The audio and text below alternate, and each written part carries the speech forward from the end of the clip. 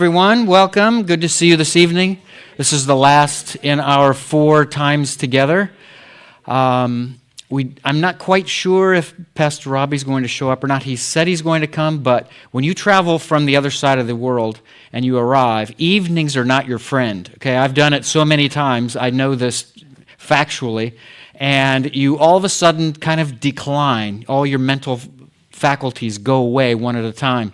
So we'll see if he has enough oomph left in him after his travel back to North America. But we'll go ahead and get started anyway, so I'll pray and then we'll just jump right in. Father, thank you so much again for the opportunity just to gather, to look into the things of the world of the patriarchs, especially Jacob and Joseph and their sons and their families. It's a privilege to study these things. It's a privilege that you gave me to stumble into all of this gold mine of truth about the ancient world. Thank you for the joy that you have in seeing it made known to the world even today.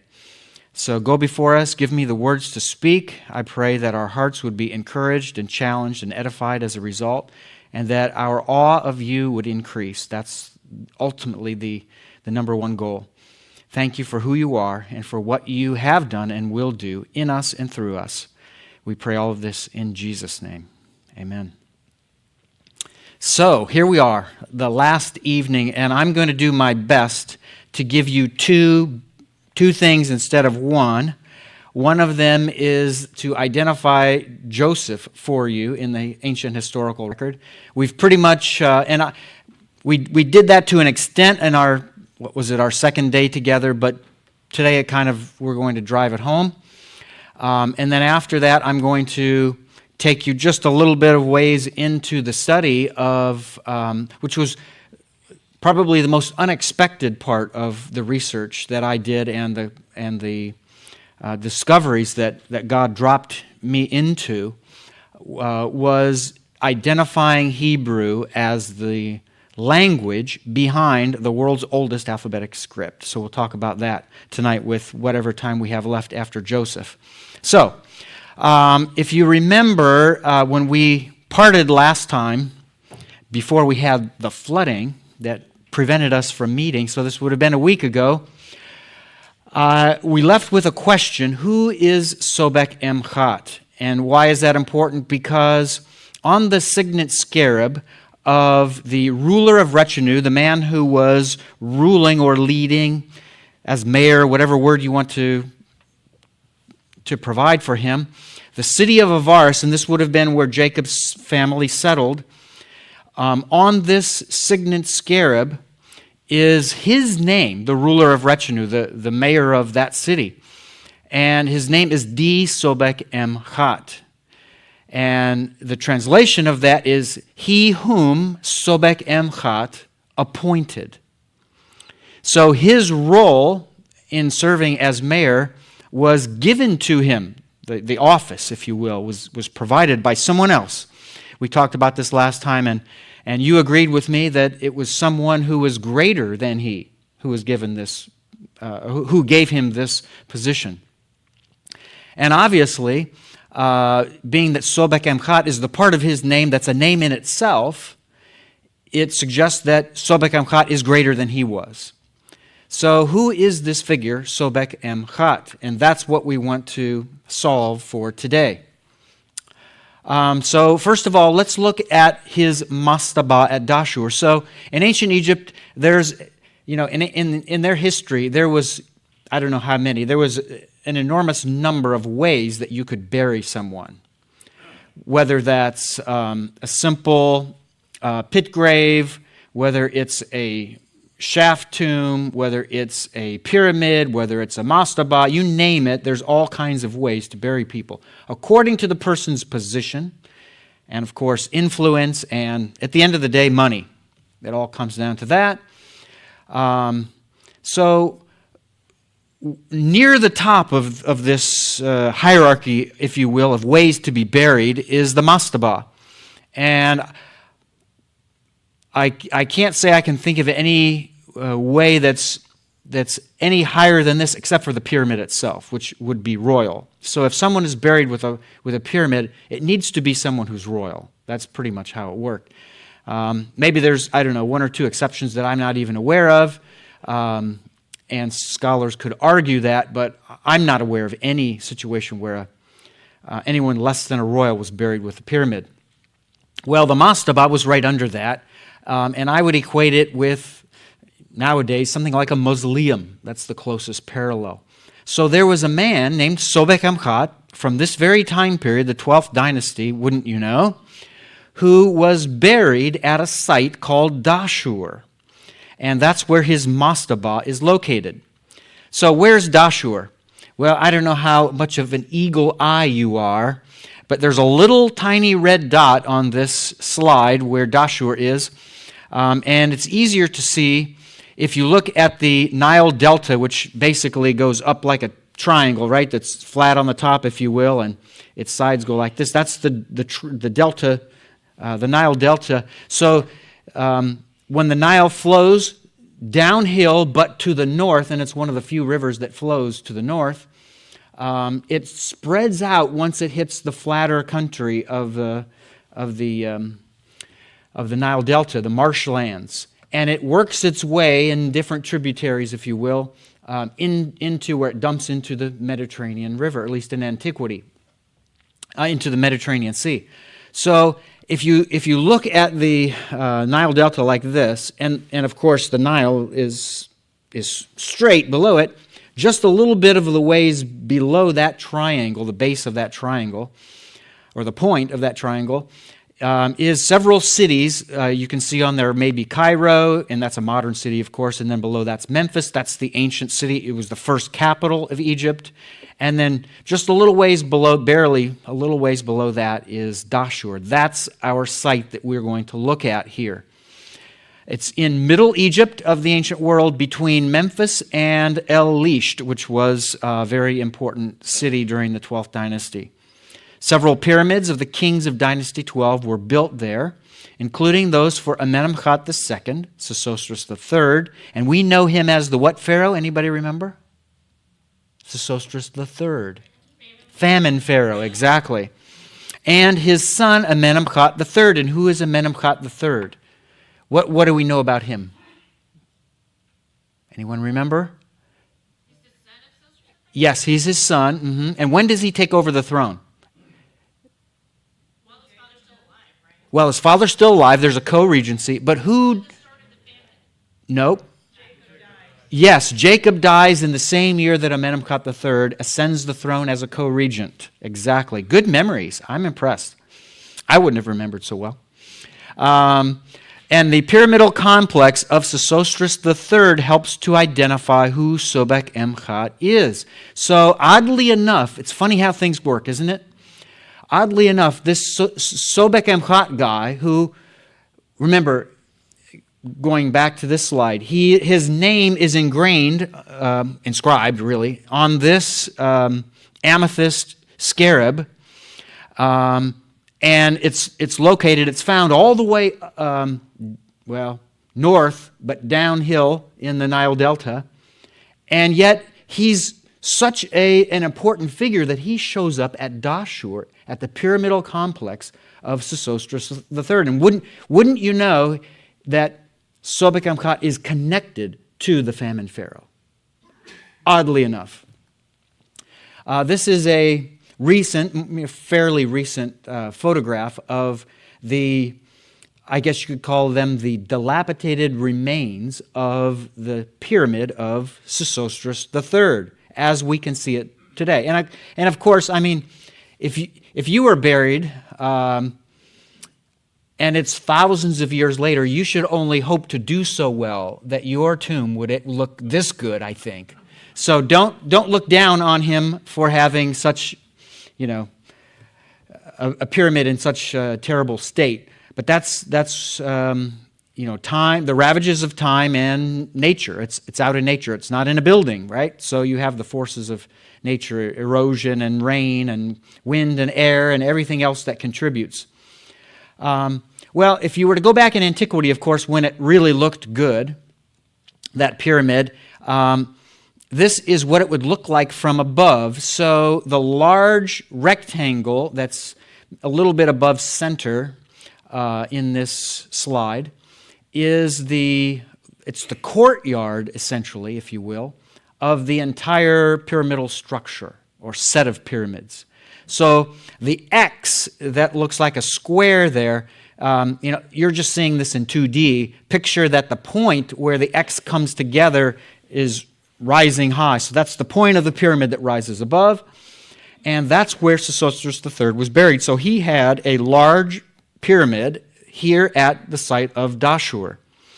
And actually, in case somebody would dispute this with you later who knows something about Egyptology, Sesostris III had two pyramidal cities. He had a first one that's here at Dashur, and he had another one at Abydos. It's called Abydos South, which is actually far to the south. If you go upstream on the Nile River to the south, you'll eventually get there. And we can't be 100% conclusive at which site he was buried, but virtually every Egyptologist agrees that it's at Abydos South where he was buried.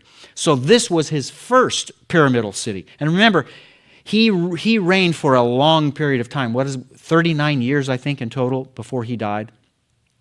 So it's no surprise that he has two pyramidal cities. And of course, he was the richest pharaoh, easily, of the 12th dynasty and of the Middle Kingdom, easily.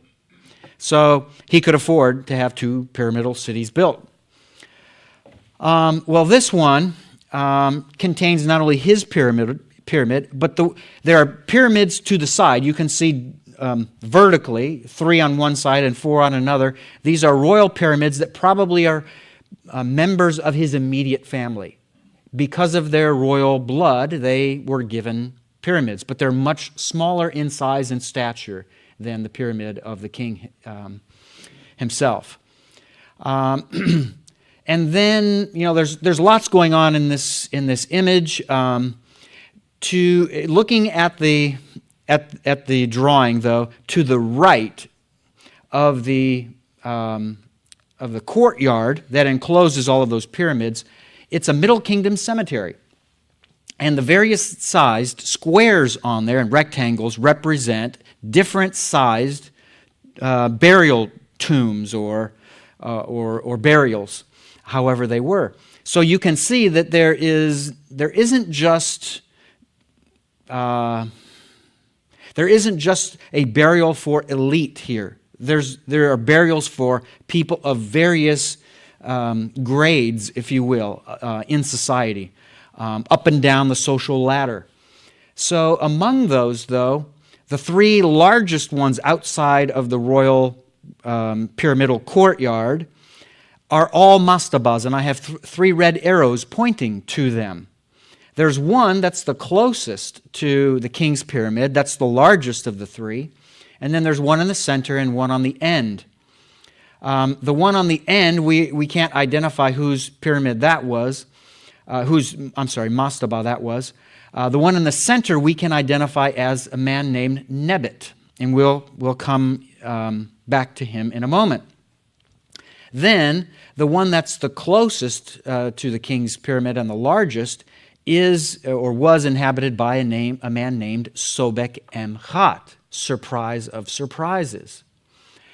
Now, and I forget how much we may have talked about this when we were together in one of the last 2 sessions, but if I didn't mention it then, I can mention it to you now that, when Joseph is elevated over Egypt, it would have been under the abundance pharaoh, and we know him as what king? Sesostris, what number? The 2nd, exactly. And Sesostris II happens to die in the same year as the end of the famine, end of the abundance, and that's when the 7 years of famine begin. So we have 7 years of prosperity and 7 years of dearth. There's no rainfall. There's no, the level of the Nile River goes down. We already saw that happening at Avaris. So all of this is taking place during the reign of Sesostris II, and then the famine begins and goes into the first 7 years of the reign of Sesostris III. So that being the case, if Joseph is second in command, according to the biblical text, 5 years into the famine, and I'm correct on that, right? 5 years into the famine, Joseph's family comes down to Egypt. True? So if that's true, we're now 5 years into, from the beginning, the first 5 years of Sesostris III's reign. So that means, since Joseph was second in command at the time he was appointed, and that continued throughout the lifetime of Sesostris II, it means if he's second in command still, 5 years into Sesostris III's reign, it means he was second in command for one entire reign and at least 5 years into the next reign. True? So at the beginning, think of the transition point. At the beginning, who is second in command in all of Egypt when Sesostris III takes the throne? Joseph. True? Well, what do you know? And these three mastabas, by the way, are what's called vizierial mastabas. They were inhabited by viziers, and I'll prove that to you momentarily. The vizier, it's a title that we use for the person who was directly under the king. And anything that the king needed, or anything that needed to go through a chain of command, it would go through the vizier first. So among these three viziers, the first one, question.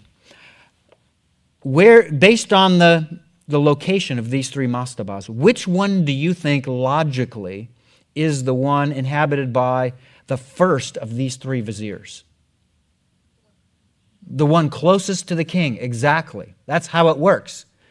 And then subsequent vizierial mastabas are built further away. And every Egyptologist who studies the 12th dynasty is in agreement on that. I don't know of any who disagree. So, I'm not stepping out on any limbs to say that. So, basically, what that tells us is we have an amazing parallel here between Joseph's, according to the Bible, the biblical description of who should be second in command from the time of the famine, from the time of the beginning of the abundance, those 7 years, and 5 years into the 7 years of the famine. There should be one person, Joseph, for all 12 years who's second in command. And look how that matches with ancient Egyptian history. To a T. Because if Sobek Amchat is Joseph. Because if he is, he fits perfectly as the vizier who had that prime location among the vizierial mastabas at Dashur. And by the way, so that I don't forget to mention it, the number one task on the job description list for a vizier, oddly enough, is to build the pyramidal city of his king. That's first and foremost. And then everything else just slips in wherever in that job description. That's number one. So it's no surprise that the vizier ends up building his own tomb in that proximity. True? Because he's hired for that task as the number one job. And so while he's there, he's got a bunch of engineers around, he's got a bunch of workers around, and he's got the king's ring, and life's good. Build my own tomb, right? So that's what he does. He builds has his own tomb built. So there it is. All right, this is just in case you didn't see it well enough, this is a blow-up, if you will, of the pyramid of the king, the largest one represented by that X there, and then those 7 probably familial royal pyramids that are on either side of it. Again, all of this is within a courtyard that's designed to protect these pyramids from being robbed at the end of the day. That's why it's there. The courtyard that's, and the walls that are built around this. Okay, now here's a zooming in on the 3 vizierial mastabas. So the one on our far right, which would have been the third in the string of viziers under Sesostris III. We don't have any remnant, any artifact that's survived to tell us who he was. What was his name, etc. Anything about him. So we don't really know who that man was. The one in the center we know as Nebit, and I don't know if you can see it or not, but what is to us at the top of the screen under Nebit's, within Nebit's mastaba, is a rectangle on the outer edge there, and there's an arrow pointing down into it, and above it says wife's tomb. So that's where his wife would have been buried, and Nebit would have been the vizier, but that's where his wife would have been buried, in that same tomb. Then looking at Sobek Emchat's, same thing, we have a wife's tomb basically in the same position, and so that model would have been followed undoubtedly in the building of the second pyramidal mastaba. Then we also have a place where Sobek Emchat was buried. Now, what's fascinating about Sobek Emchat and his vizierial tomb, and this was excavated by the French in somewhere around the turn of the century, that's the 19th to the 20th century. So before 1920, somewhere in that range. I don't remember exactly when it was, but they really started publishing all of this in the early 20s. The French team, and of course they wrote everything in French, and so I had to use the French skills that I learned in my PhD program, which I was challenged with French. I was a lot better with German than French, but I was able to decipher what they had to say about this vizierial mastaba, and they said that in antiquity, somebody robbed out the sarcophagus, i.e., the body of the person who was buried here, that I'm calling so far Sobek Emchat. Isn't that amazing? What happens to Joseph after his death?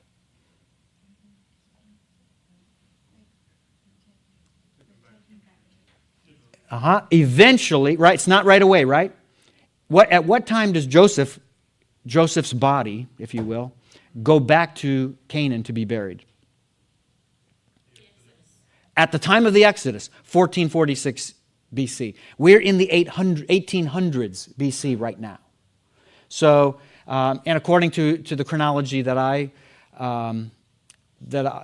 I've settled upon with the help of several fantastic biblical chronologists, 1805 would be the year that Joseph died. So he would have been buried here in approximately 1805 BC.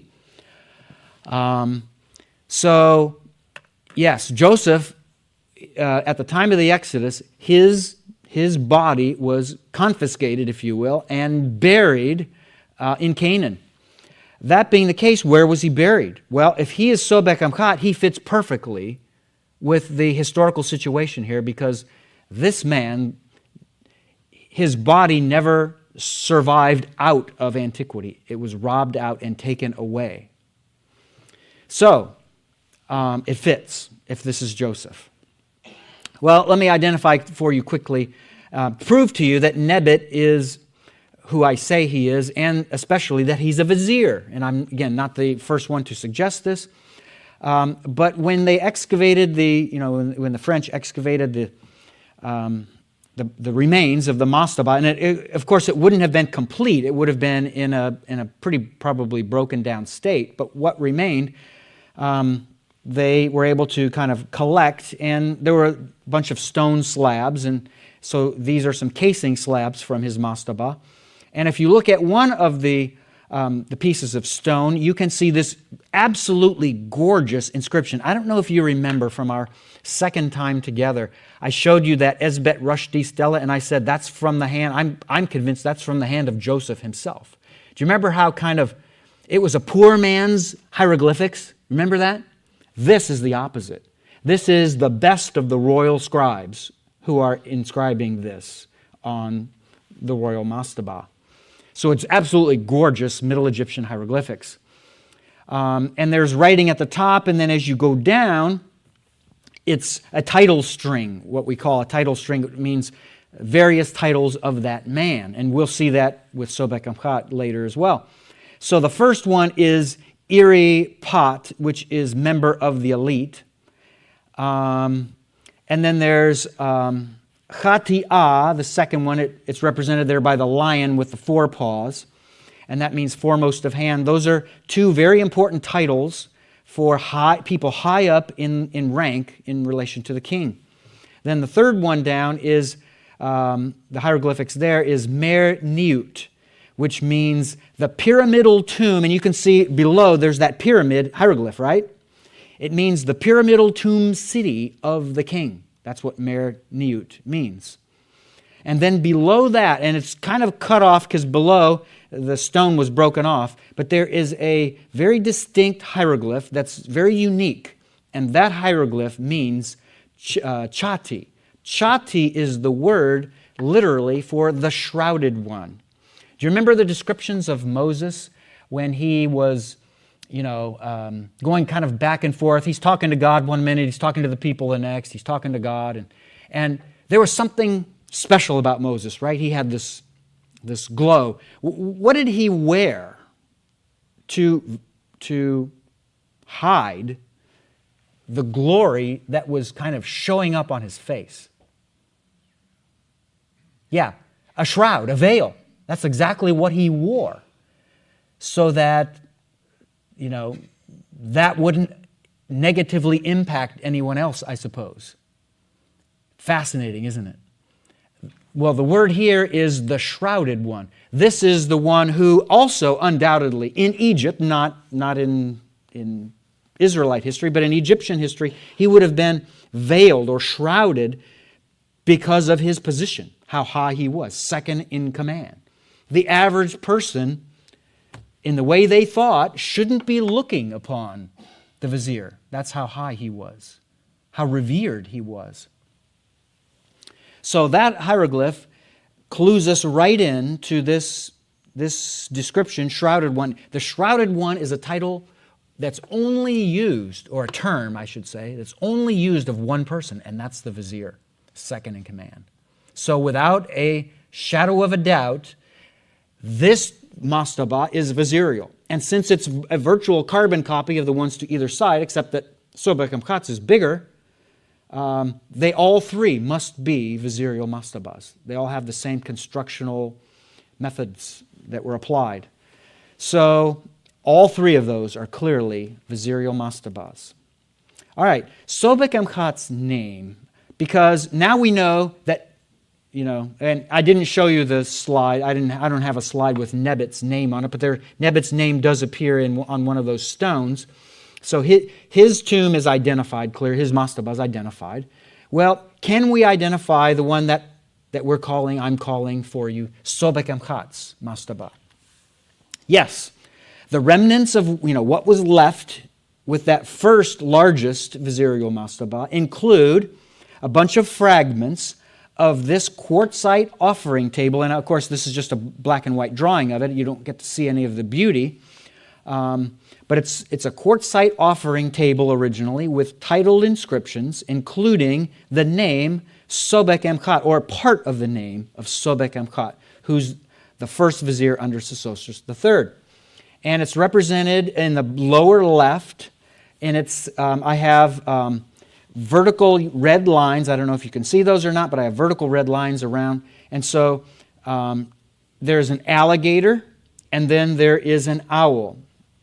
So that's Sobek and M. That's the Sobek M part of the name, Sobek Emchat. And it's, at various places on this, on this offering table, there are, just as we saw before, there are these titles. Remember, there's this title string, member of the elite, foremost of hand. Same titles, right? And those are the titles we saw of the vizier, Nebit. So clearly, this is another vizier that we're talking about here. Well, how do we know that this is truly Sobek Emchat's vizier? His mastaba. Well, because if we look at, and this is, by the way, just a reconstruction by a friend of mine, graduated from the University of Toronto with me before I did. He works at the Metropolitan Museum of Art, and he has reconstructed what this would have looked like. And hopefully by now he's published that. I'm not sure if he has.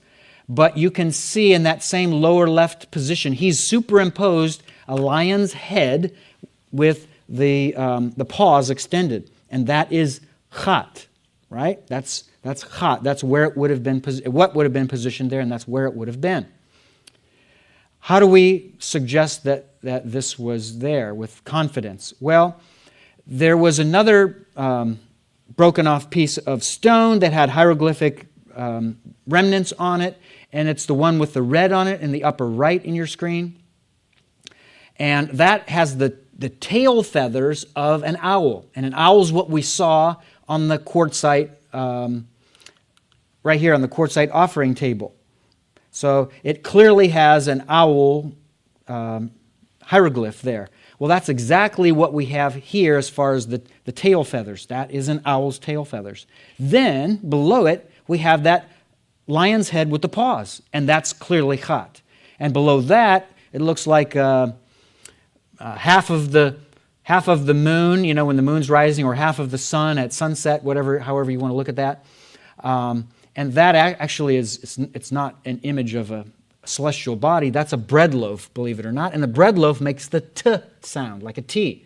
So we have the tail feathers of an owl, and the owl hieroglyph makes the m sound. And then below it we have the chat, and then we have a bread loaf making the t sound. That's basically what we would call superfluous. It doesn't have to be there, but they just add it there. So clearly this is M chat. So if you take the quartzite offering table together with this, the hieroglyphs on this stone that was found in the same place, you piece it together and you come up with Sobek Em Chat. That was published by a famous Egyptologist who died recently, William Simpson. He published it in the, I don't remember, 60s or something like that, 60s or 70s, somewhere in that vicinity. And nobody has disputed it since. So clearly this is Sobek Em Chat's tomb, his mastaba.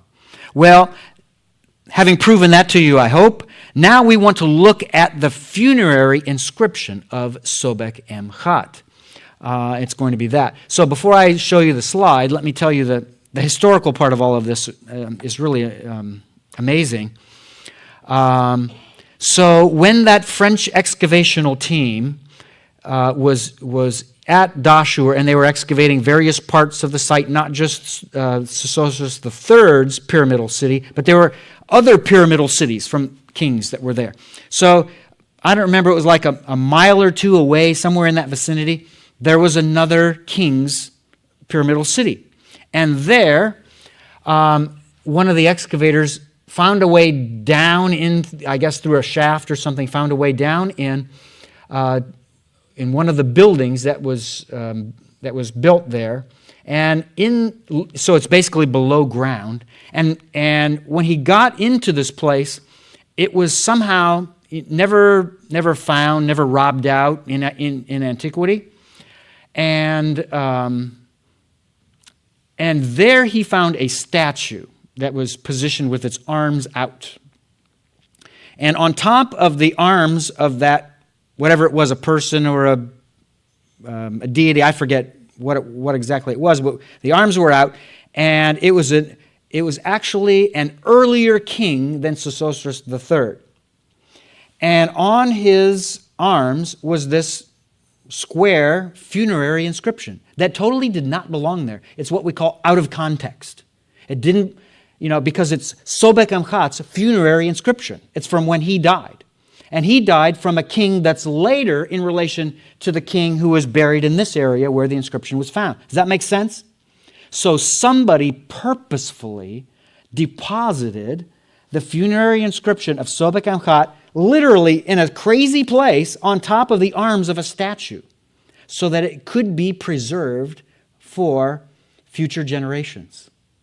And then it was all, buried and never gone into again. Fascinating, right? That's where it was. And again, it was there purposefully. No doubt about it. Somebody wanted that funerary inscription to survive. And obviously thought it couldn't survive where it was at the present time, at the at the actual mastaba of Sobek Amchat. They were afraid that it would be lost forever or destroyed or something. So here's the inscription. And by the way, this image was published by the French in the 20s, but nobody has ever published a full translation of it. Guess who's going to be the first? I am. Middle Egyptian was the first minor of my PhD. So I have my translation completed and it's ready to go. And when my second book is done, and the second book is providing evidence for Israelites in Egypt from the time of Jacob's arrival until the Exodus. So this will be in one of the translation will be in one of the appendices in the back of the book, and I'll be referring to it in the text of the book. Well, there are some important things that are on here. Once again, we have a title string. I won't go into the details on the type of inscription this was for time's sake, so we can move to other things, but down in the green box, those hieroglyphs mean "for the spirit of." So now we're getting to the real point. Who is the person who's buried here? Who is the person we're commemorating by inscribing this funerary inscription?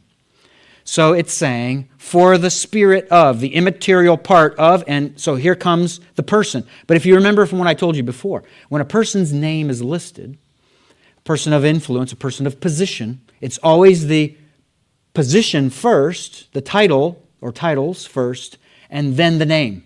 And that's exactly what we have here. It's perfect Middle Egyptian. So here's that title string. Member of the elite. We saw that before. Foremost of hand in pink. We saw that before. Then, all of a sudden, we come to a fantastical, if you will, set of hieroglyphs. This set of hieroglyphs, if you translate it, it translates to something that never before or never after is seen or written of an official in ancient Egypt. It's a one of a kind. It's so extraordinary that the world's foremost authority, Grajecki is his name, he's European, foremost authority on the Middle Kingdom officials, literally refused to translate this literally because, in his estimation, it had to be a scribal error because nobody has had that position before and nobody again, so it must be wrong.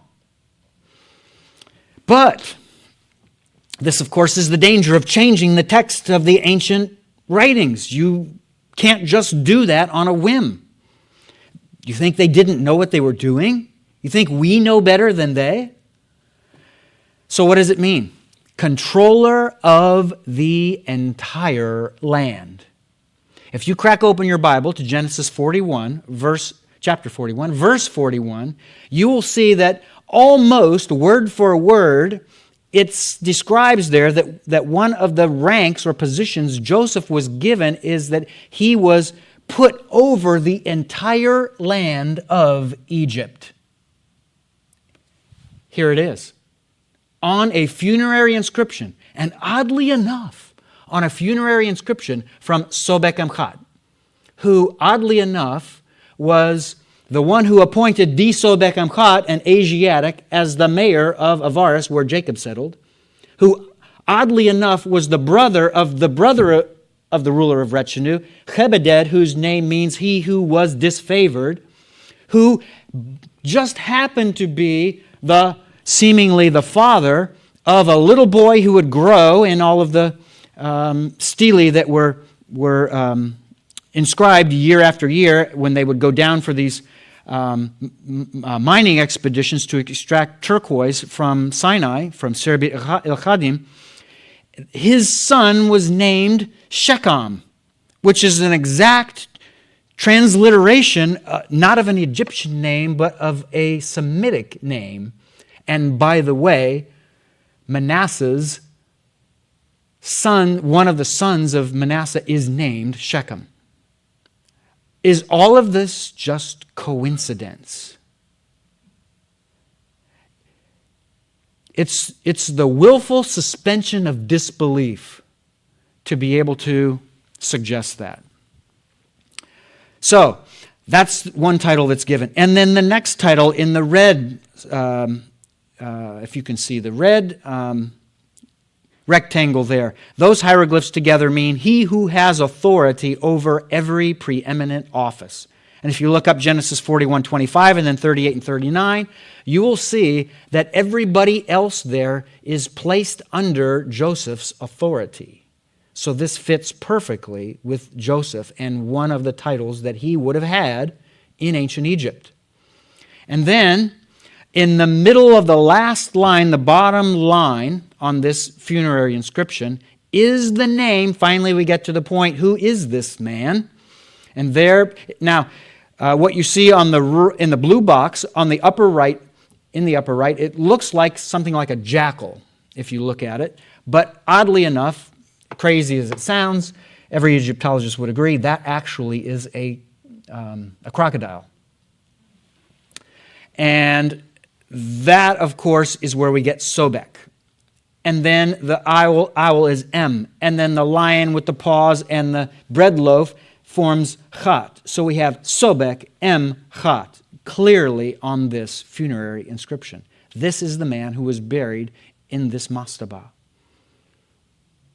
So I say unto you tonight that you are looking at the funerary inscription of Joseph as it was placed on his mastaba at the time of his death, if not before.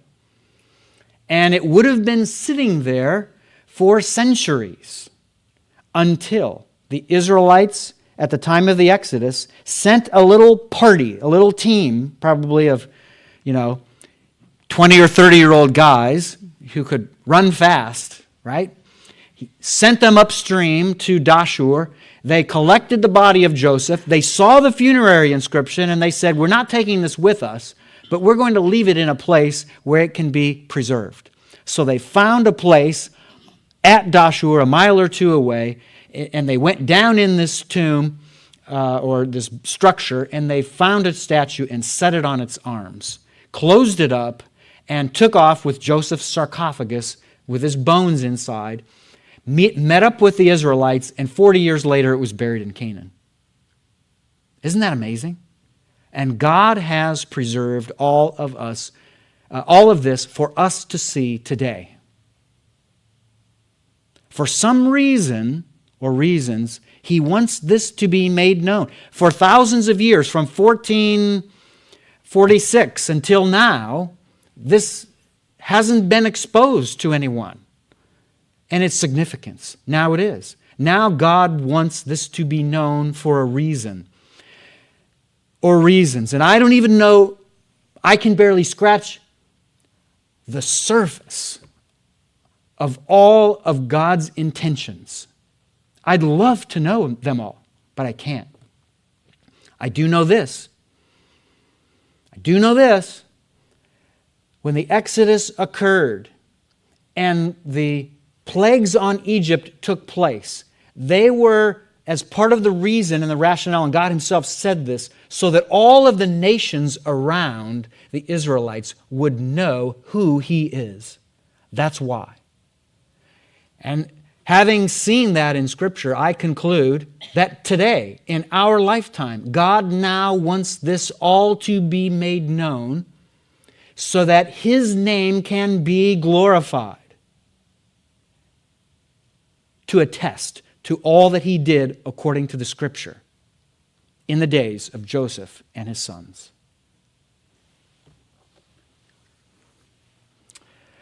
All right, let's march on.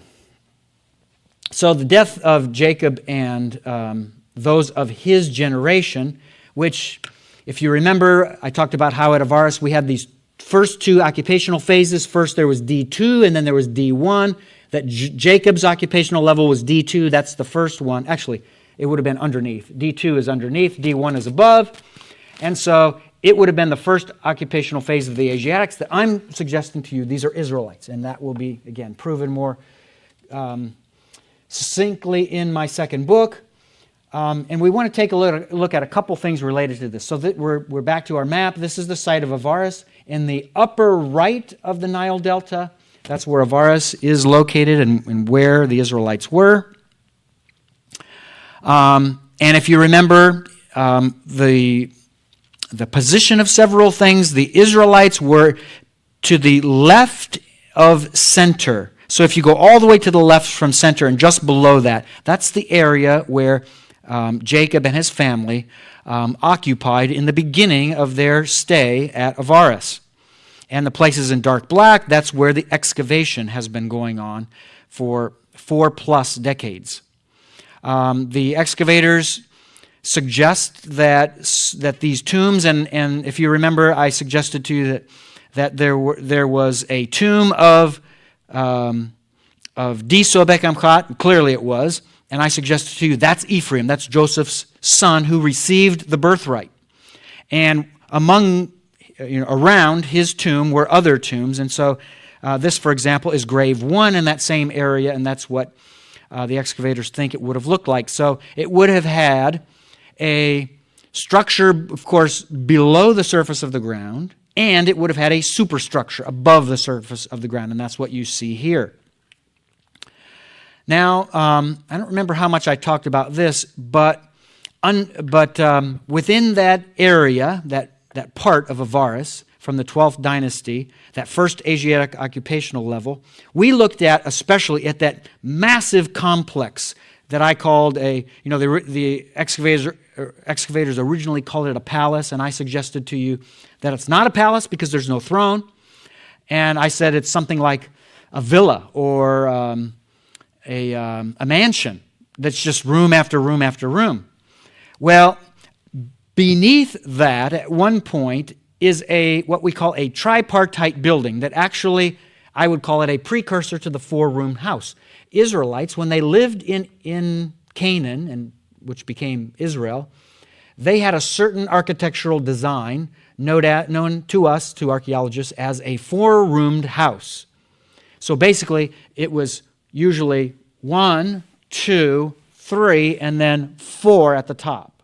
And that's exactly what we have here.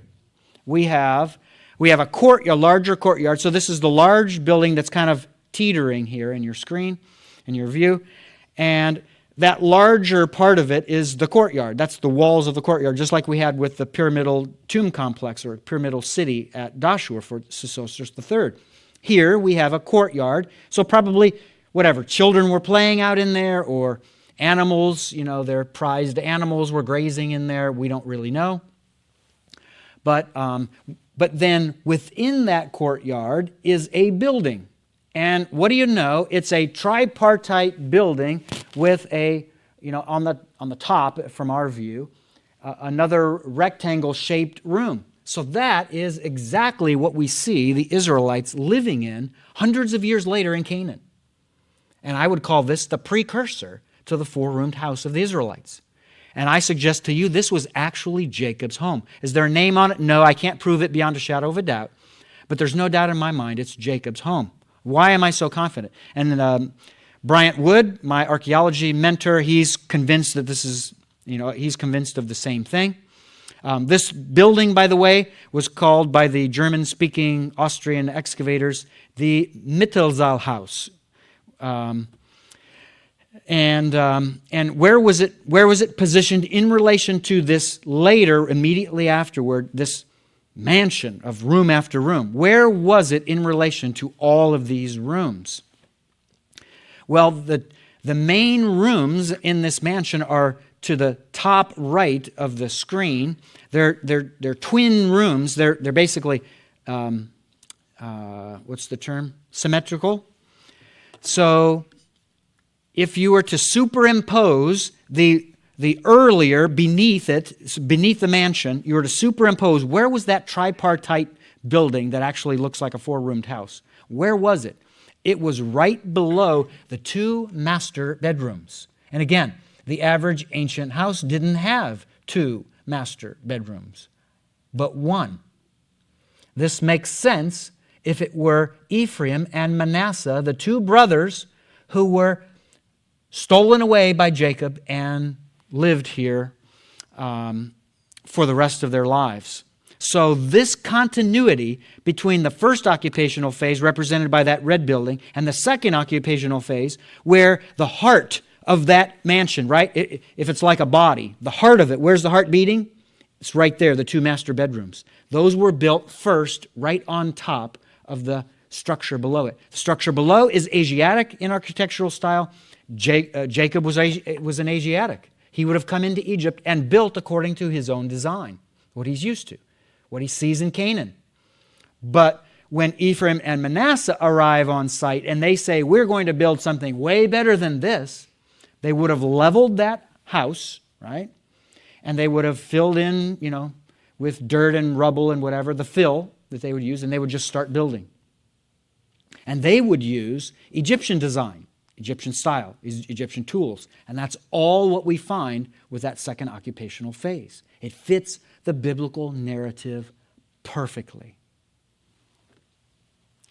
All right, one of the grave finds from that first occupational phase is a duckbill axe. And a duckbill axe, it certainly looks like a duckbill if you look at it from above like this. It's not a weapon, but a tool. And it's a, if you will, a Canaanite tool. So this reinforces the notion that the people who lived here were clearly Asiatic people. They weren't Egyptian people. They had Asiatic architectural style, that first occupational phase, Asiatic graves, they had Asiatic tools. Everything shows that they were Asiatics. And where does this fit in the typology of axes of the ancient world? Well, the duckbill axe is in the lower left here, and it was essentially between 1960 and 1800 BC when the duckbill axe was in use. And sure enough, the burial there at Avaris would have been somewhere around the end of the 19th century BC, so just before or around 1800 BC. And so the person would have had, Di Sobek Amchat, that I'm saying is Ephraim. He would have had a duckbill axe. No. Before that, one generation earlier. Jacob's generation, one of his sons or one of his servants or whatever would have had this very axe that I showed you in the last slide, and that fits perfectly in the time frame of when these axes were used in Canaan. It's displayed on a wall tomb, the tomb of an Egyptian named Khnumhotep II at Beni Hassan, way upstream in southern Egypt. And this was from year 6 of Sesostris II, who is the what pharaoh? Abundance Pharaoh, yeah. That duckbill axe is from his reign. And that's the exact time period that the Israelites show up in Egypt, isn't it? So it's no surprise that they would have that very tool that's found in the tomb of Khnumhotep, who lived during the reign of Sesostris II. I actually have an authentic duckbill axe blade, and my uncle, who's a woodworking guru, made me a nice handle for it, and so this is mine. I probably could have brought it, but if you ever invite me back and I talk about this again, you can remind me, and I will bring it. Kids love this, of course, but I have to warn them about not using it on their brothers or their sisters. That doesn't go over well with mom and dad, and then I get in trouble. But what's interesting is where you see this guy holding it in the tomb painting. You see where he's holding it there on one end of the shaft, right by the blade. And when I saw this, I thought, why? That seems so imbalanced. Why is he holding it there? Then once my uncle finished making this for me, I decided, where's the center of gravity? So I put it on my finger, and I found the center of gravity, and guess where it is? Exactly where that guy's hand was. So that's the duckbill axe. There's more evidence for Jacob's death. There was a sculpture of an Asiatic man that was found in many different pieces, spread around in more than one phase of the Asiatic's occupation there at Avaris. And this hairdo, talk about a wild hairdo. I don't know, maybe like for me it takes me back to the 60s or something. But this is called the mushroom coiffure hairdo, and this is very Asiatic. And it's well-lined, well sculpted, very finely sculpted. This is a profile view of it. And you can see that the face was broken off in antiquity. So somebody didn't think highly of this Asiatic person. Now, my guess is it wasn't a fellow Asiatic.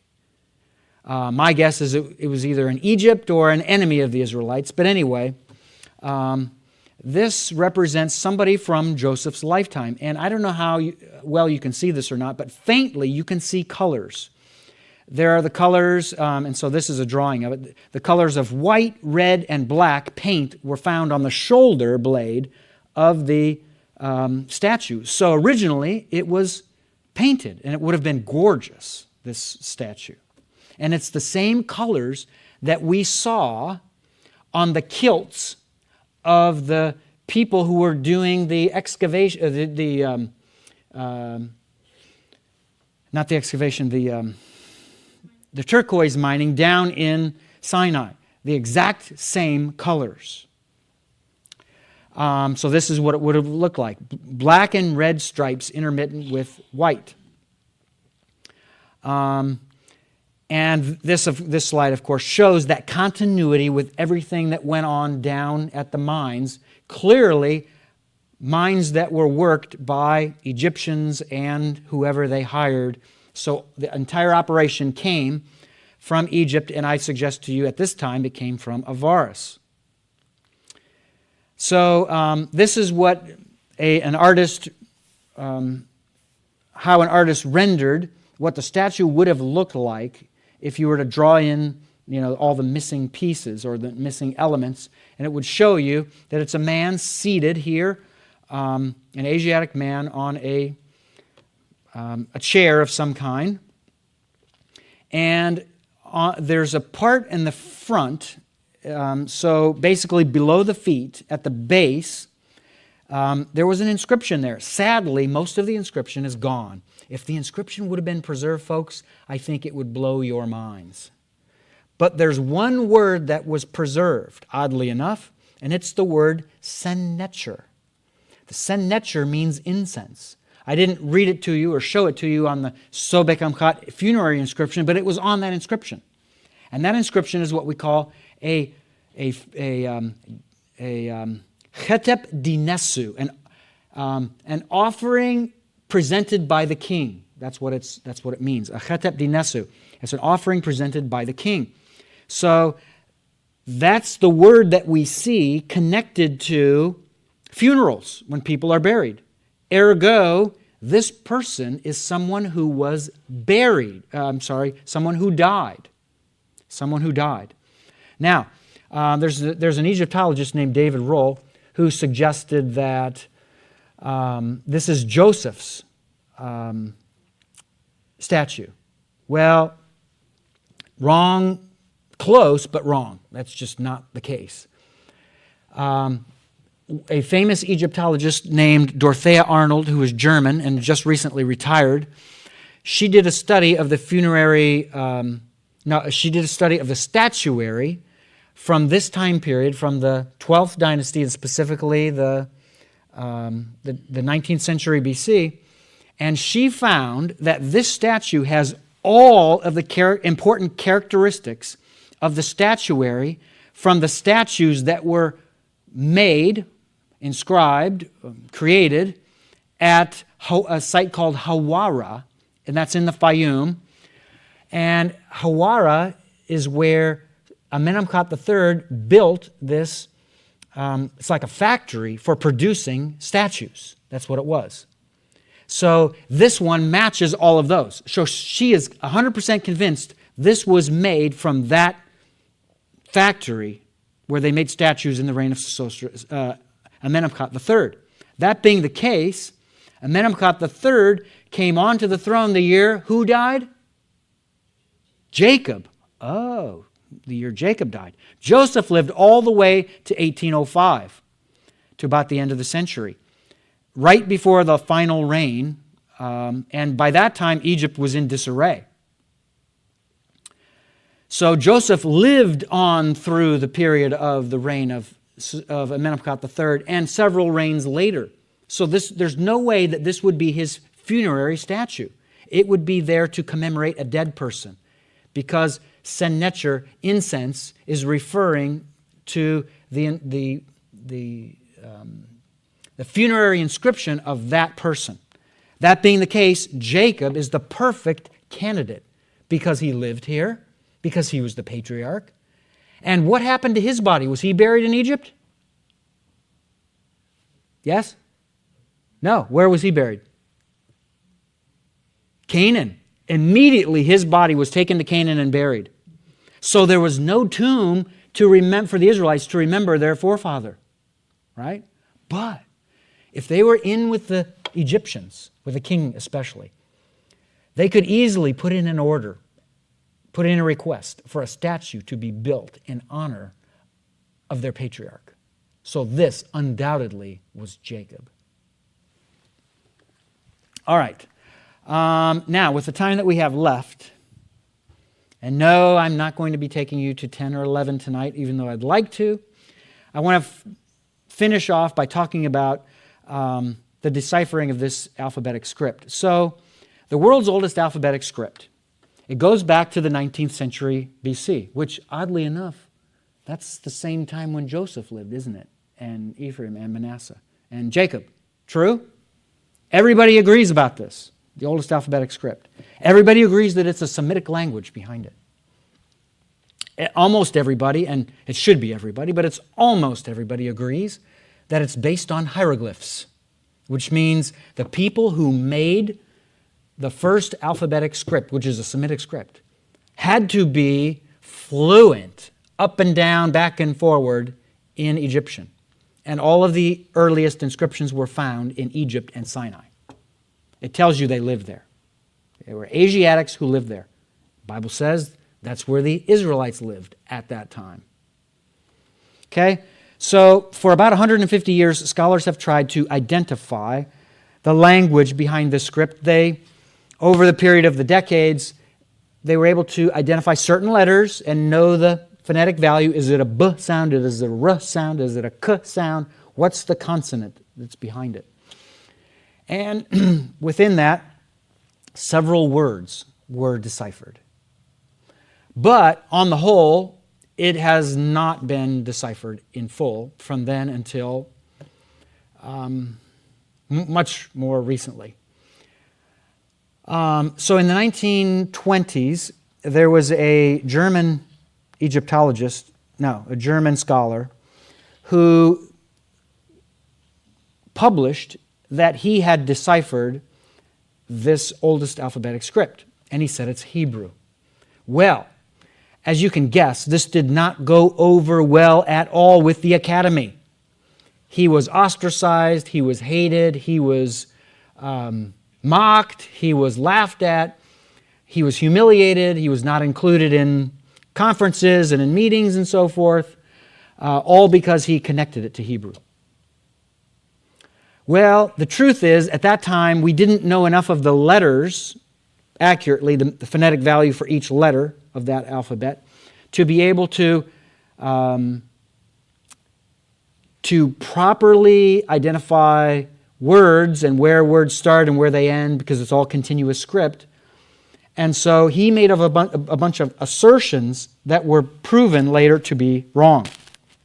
So his thesis, which is this is Hebrew, was thrown out the window with him and his theory and, anything that he had right. It was all just thrown out. You throw out the baby with the bathwater. Then, when I was doing all of this research, I stumbled upon Sinai 1:15, which we're going to be coming to soon. So this is an image of my book, which is here, and I have 6 copies. If anyone's interested, I sell them at cost. For me to buy it at my discount and have it shipped from Jerusalem here. So it's $50 even. The cost would be cheaper if I were the one who appointed the cost. I wasn't. It was the publisher. So I have 6 copies left. And my book translates 15 inscriptions. So in stumbling into all this evidence of Israelites in Egypt, on one of these stelae, I saw what I'm going to be showing you later was something that's different than hieroglyphics. I saw 2 what we can call pictographs that were not hieroglyphs. And I knew something fishy is going on here. So anyway, so basically, what I fell into was that this was clearly, there's a connection between Manasseh, Joseph's oldest son, and the appearance of the first alphabetic letter, which was on an inscription that's mostly Middle Egyptian, but it shows there's a connection between him and the advent of this writing system. The most brilliant writing system ever conceived, because it's so simple and anyone can use it. You don't have to be a scribe. You don't have to be trained in a school. You can just learn it by knowing words in your own language, and that's it. So when I discovered this connection, I knew, oh my goodness, this German scholar who I later found out about, in the 1920s, he was exactly right. That is Hebrew. So my task was to take all of the disputed letters that scholars don't know really what's the consonantal value of it, how it's pronounced. I had to solve what all of those were. That was my task. And it took me months and months and months when I should have been writing my dissertation. Instead, I was on a research trail. So one at a time, I was able to solve that question because it's scientific. It's plug and play. You try several different consonants, in that position. One scholar says it's this sound, a r. One says it's the g. One says it's the sh. So you try all those options, right? And it's the case that whichever one is right, it's going to be right 100% of the time. And whichever ones are wrong, they'll be wrong enough that it's never going to be 100% of the time right. So process of elimination, I eliminated all of the wrong options. And sure enough, slowly but surely, I worked toward identifying every letter correctly. Then I got samples of every individual letter and worked with them one at a time. And I needed to figure out what was the original picture behind that letter, because that's the beauty of the system. For a house, which we'll see in a minute, you draw the picture of a square, which is how in Canaanite you would draw a house. And it's similar in Egyptian. You would draw an Egyptian house like this. This like a rectangle. And then there's this open area at the base for the doorway. But in Canaanite, it was a square. And that's what Manasseh ends up writing on this stela. So I deciphered all of these letters, and then I worked with each letter to know what was the original meaning behind that pictograph, and figured out all of those, and that took a long time. And then I went back to the inscriptions that were complete enough or whole enough that I knew could be translated if you know every one of those letters. And so slowly, one inscription at a time, I went through 15 inscriptions and translated them. And that's all in my book. And their meaning is in the book. And it was very careful, they were very tedious, meticulous work.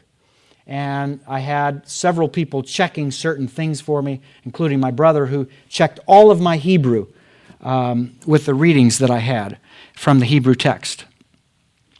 And so then I finally published, and that was at the end of 2016. And my book now, The World's Oldest Alphabet, is the most controversial book in the field of ancient Near Eastern historical studies.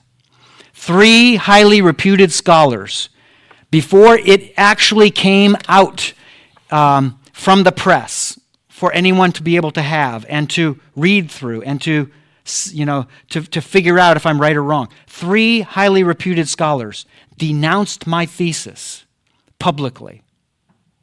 Isn't that amazing?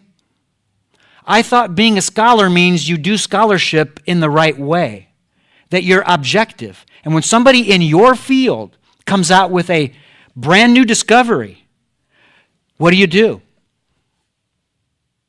You put it on trial. You give it its fair day in court. And if it ends up being able to prove itself to be true, you agree with it. And you change what your view was. If you find that it's not true, then you write publicly that it was wrong. But the very fact that 3 highly respected scholars denounced my thesis before the book ever came out should tell you an extremely large amount about what they concluded. They had an agenda. They had to prove it to be false. They had to let everyone out there know you can't trust this before it ever was in their hands to examine in a scholarly fashion. A movie was made about this, Patterns of Evidence, the second installment in a series, and the subtitle of that film is The Moses Controversy. If you haven't seen it, I encourage you to see it. You can get the DVD on the patternsofevidence.com website for a reasonable price. That's through Tim Mahoney, the producer of the film. That all goes to them, and the debt that they accrued to be able to make this film. And it was shown in over 850 theaters across the U.S. when it came out. And that's an expensive thing to do, to rent those theaters. So I'm thankful that it came out. And the centerpiece of the book was this very topic. When Tim Mahoney found out about the discoveries in my book, he contacted me right away.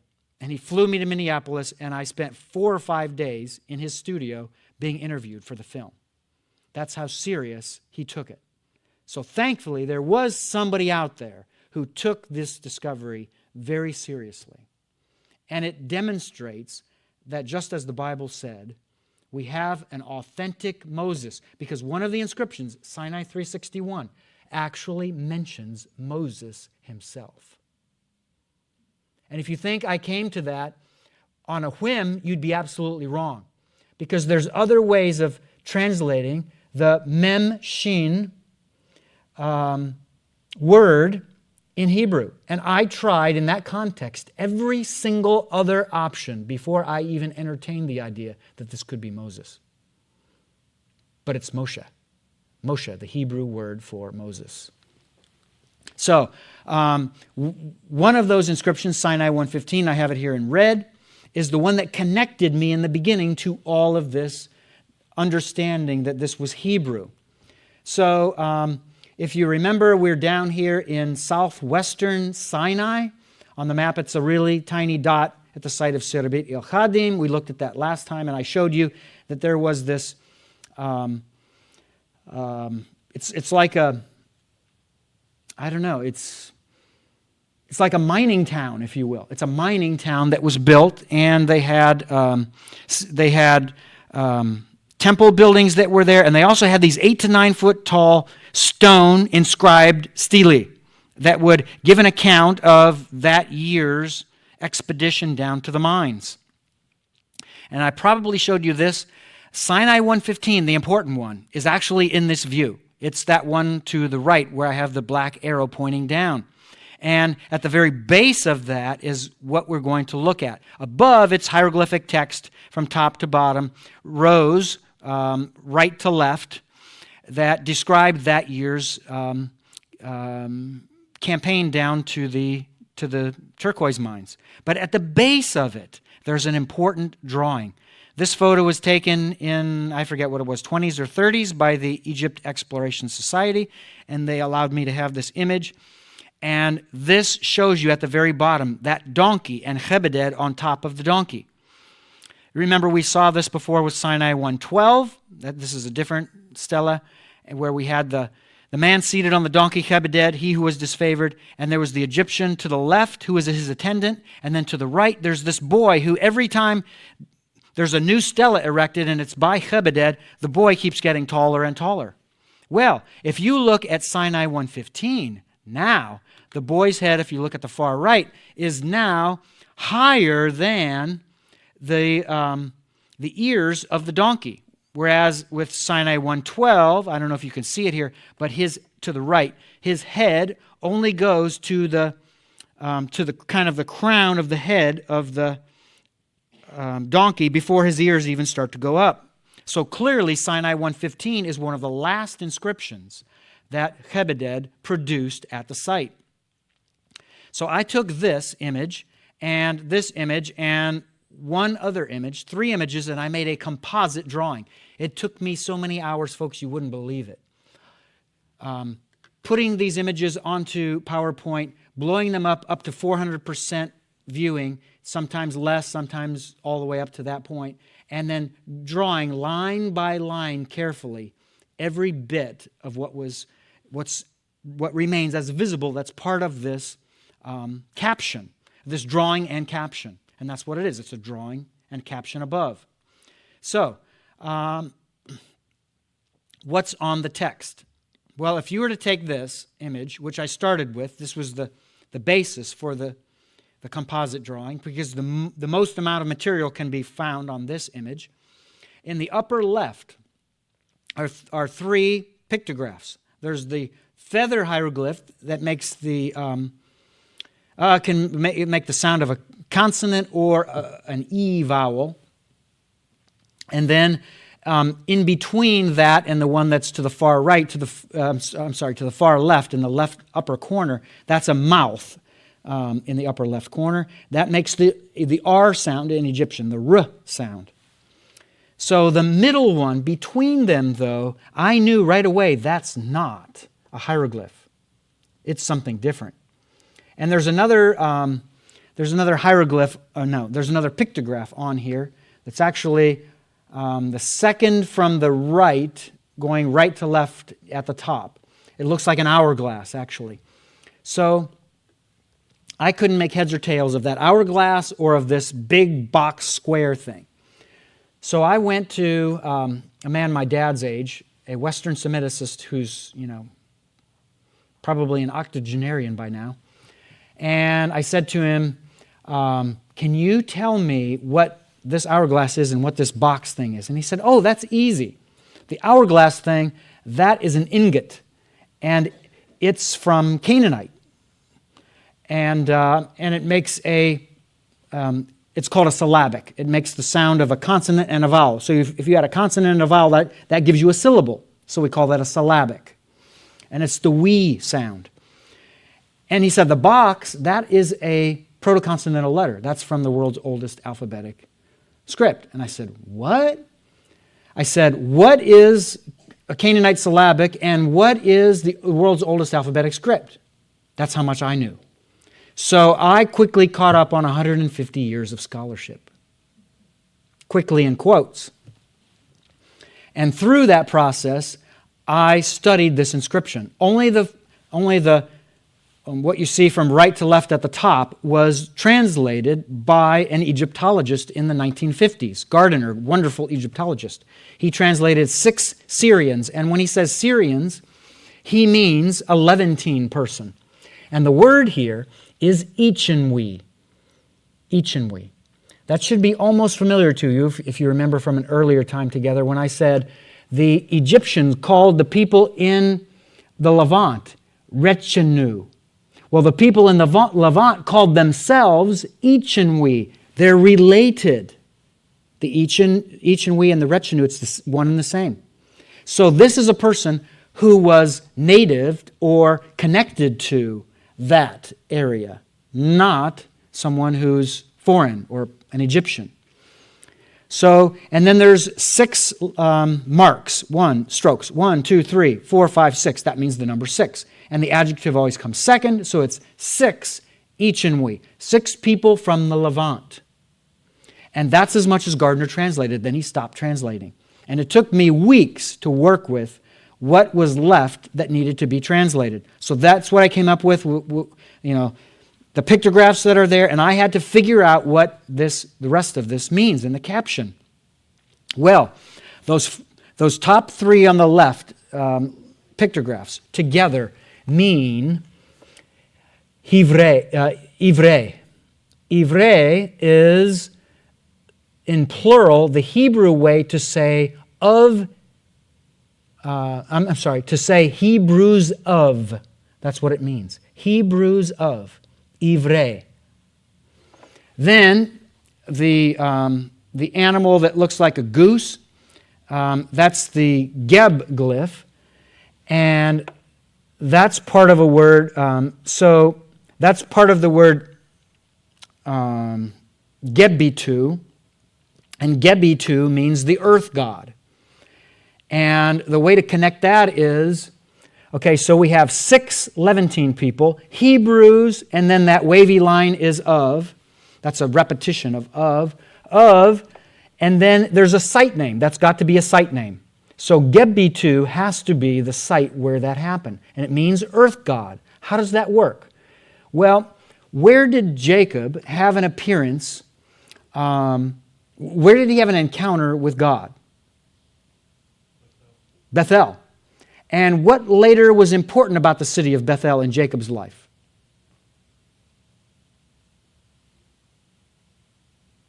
After this.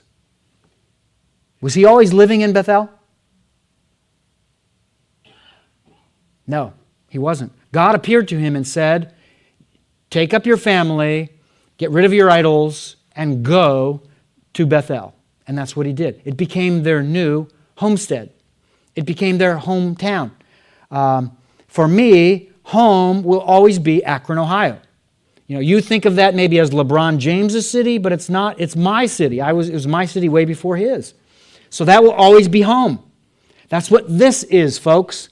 These are 6 Levantine people, Hebrews of earth god. Earth god. What's earth god? Well, it was at Bethel, first of all, where Jacob had that encounter with God, right?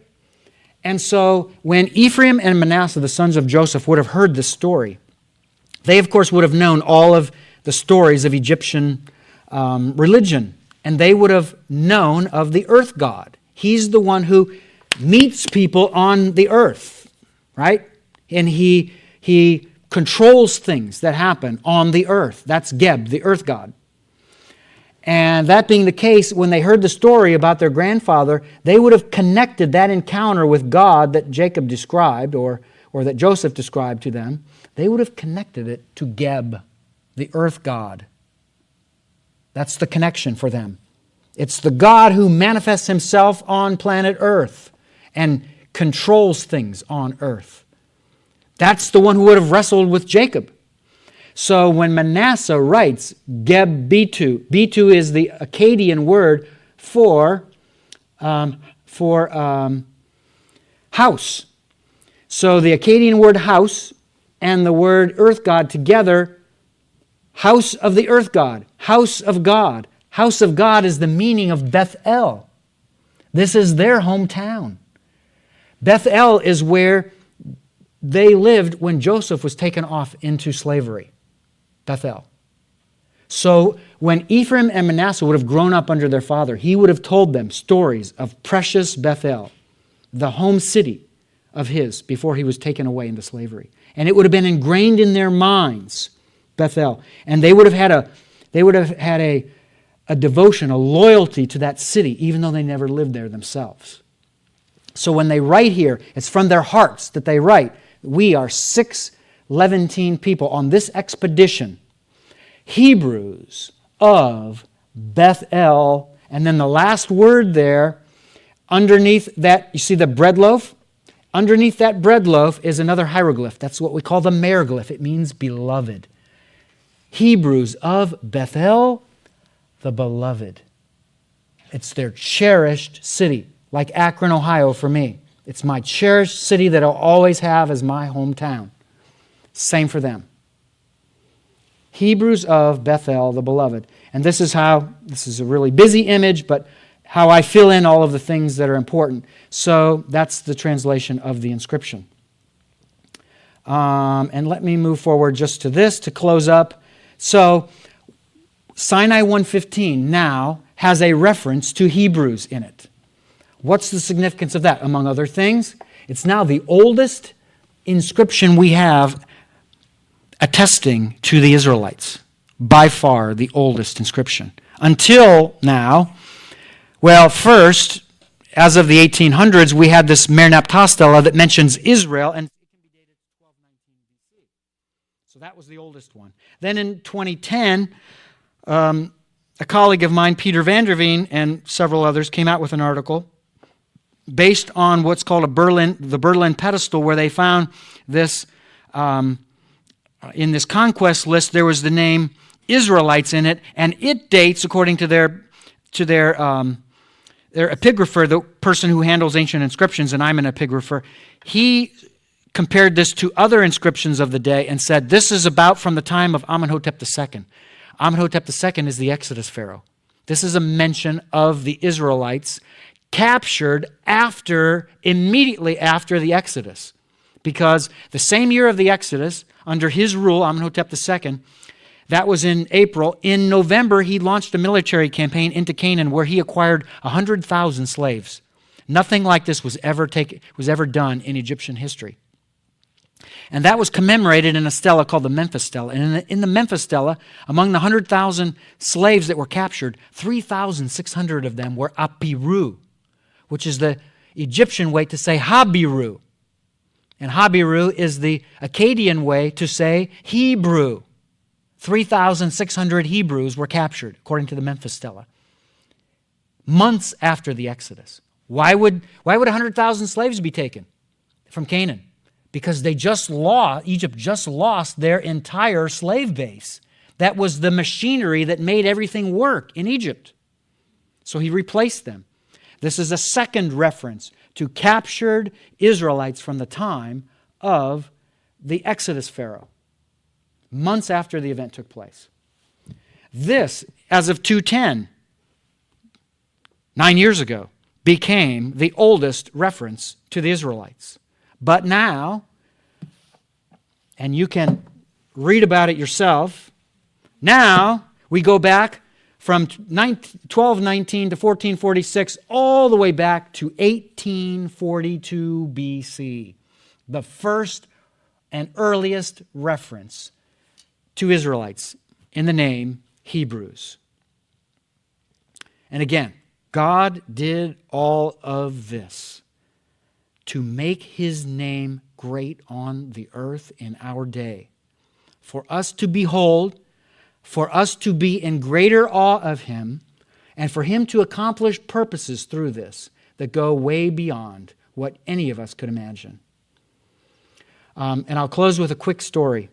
After my book was published, a guy who lived in Dallas, young guy, maybe 20s, he's a Christian who teaches chemistry, I think it is, in the Dallas area. He had recently become a Christian, and people were challenging him about the validity of all of that. So he decided, I'm going to study one of the biblical languages to see if this Christianity thing is true. He had committed, but he wasn't, 100% sold out, right? So he studies Hebrew so that he could figure it out for himself. And after a year of studying Hebrew, guess what happens? My book just got published after he studied the language, completed the study. He found out about the book, he got a copy, and he read it.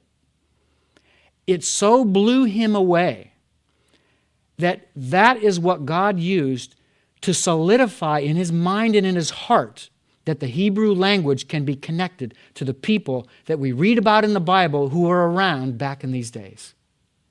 And he drove all the way down from Dallas just to have lunch with me, to tell me the impact of that book on his life. Isn't that amazing? That's how important this is. That proved to me this is serious business. And this is why I am under attack from the enemy, left and right, in ways I can't even describe to you, that bring tears to my eyes, that break my heart, because the enemy is after me for doing this. And for what's going to be published in the second book, if I can get it finished, Lord willing, that connects all of this together. That's how important this is, folks. Lives are impacted by this. And God's glory is revealed in it because he's chosen our day to make this known again after thousands of years. Let's pray. Father, thank you for the privilege that we've had of taking a sweep through ancient history. On one hand, it's a very unknowable place and time and era, but because there's so much out there for us now that we can study, we can know many things. And as you dropped these discoveries into my lap, one after another, during those years from 2012 until whenever it ended, 2014 or 15, you increased my awe of you, my fear of you, my desire to see your name honored, my desire to see your truth come out, to see many people be exposed to the confirmation of the history in the Bible. Because I know that in universities across the world, as you do, Lord, way better than I do, that there are professors persuading or attempting to persuade Christian kids to turn away from the Christian faith because you can't trust the history in the book, so you can't trust the message, the spiritual message. But the more I study, the more I learn, the more I can refute those arguments, the more powerful the history of the Bible appears. And that's what you've called me to do, to show men and women and young people how important this is and how much it verifies that you and your word can be trusted. So challenge our hearts, challenge our minds, use us as ambassadors to communicate this truth to others, and do it to the glory of Jesus. We pray in His name. Amen.